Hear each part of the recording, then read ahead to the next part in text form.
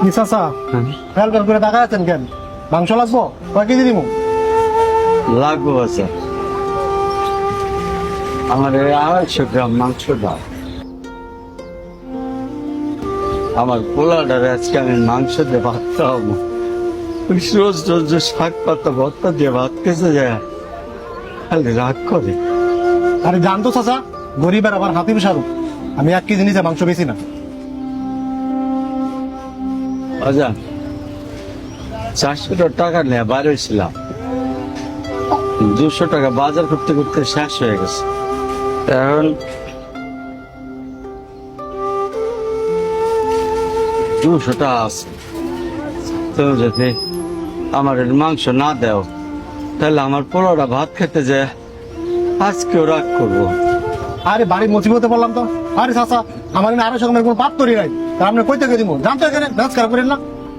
শোনো বাবা, তোমার একটা কথা কই, সারা মাস ওই শাক পাতা ভর্তা ভাতি দিয়ে ভাত খাইতে খাইতে আমাকে পোলাপানেরও একটা সময় মাছ মাংস খেতে মনটা চায়, কিন্তু মাছের দোকানে গেলে আধা কেজি নিচে মাছ বেছে না, তেলের দোকানে গেলে আধা কেজি নিচে তেল বেছে না।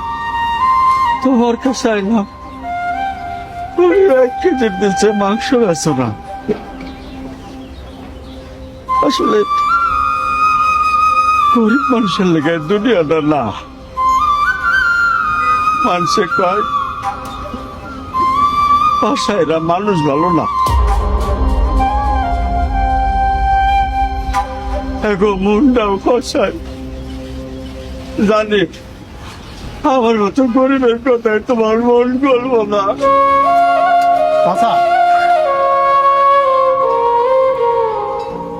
চাচা, আজকে থেকে যদি কেউ 1 পিস দুস্তু নিতে আসে, আমি তারে তাই দিই।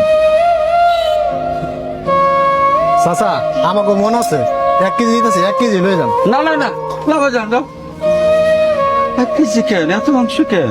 আরে টাকা লাগবে না তো। আমার তুমি 250 গ্রাম মাংস দাও। আমি মাংনা জিনিস দিই না বাবা, আমার ফিরে দিতে হবে না। 250 গ্রাম দাও, দাও 250 গ্রাম দাও। 250 গ্রাম নিচ্ছি।